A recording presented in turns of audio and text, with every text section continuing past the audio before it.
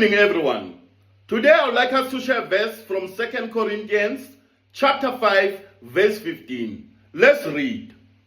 He died for all, that those who live should no longer live to themselves, but to him who for their sakes died and rose again. Oh, Shakarababayanda Robobayanda.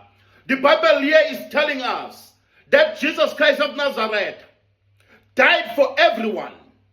He did not die for certain people. He did not die for certain nation. He did not die for certain languages. He did not die for certain tribes. But he died, oh Roko Robobo Shakarababayanda, for all nations. Meaning he died for you.